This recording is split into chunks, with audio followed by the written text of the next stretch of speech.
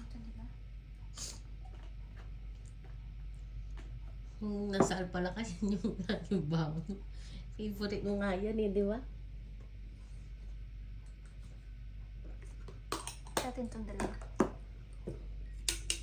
Kumala.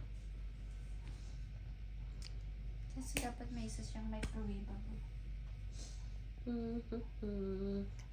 Nag-iimpake na si Jowa.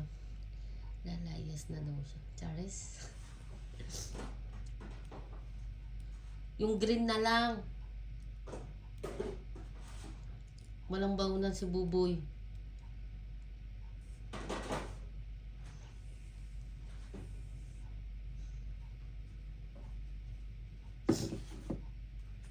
Tama yung dalawa. Sa atin ito, gusto ko ito maliit.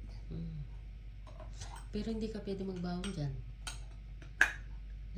Ano lang ang pwede mong bawunin dyan? Ano ba yan? Fruits! Oo. Gusto ko ito. Kunin mo!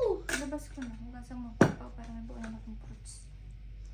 Mga prutas lang pwede dyan. Hindi, yung pang-stock masarap.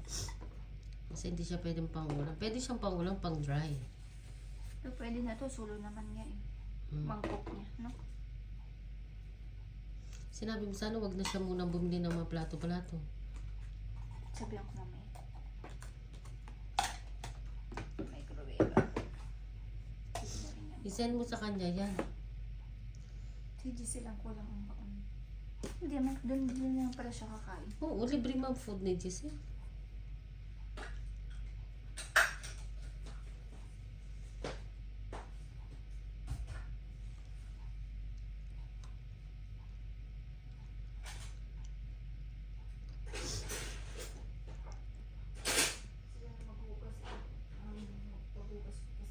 Wala po, hindi ko makita ang baso yung sinasabi mo. Nandun, no? Tinatamad lang ako. Diba? Nagiging masipag ka naman. No choice. Oo, kasi akala mo ko, ito lang pahinga ko pag gabi. Kasi pag malak sa mga ganyan-ganyan mo, Ba't sa akin hindi? yung paghugasin mo ako, Dapat tanggalin mo na yung mga abubot mo.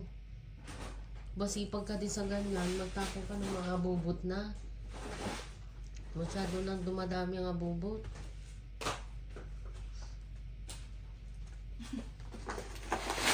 Wala mang bigas si Giselle. ha? Kasi nga, pre naman siya. Ah, okay. Oo. Yan ang sinabi niya sa akin, rice cooker tsaka bigas.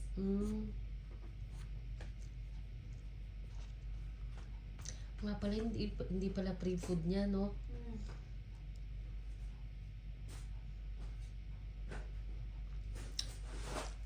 Dapat ito nga inuuna itong mga bigas ako.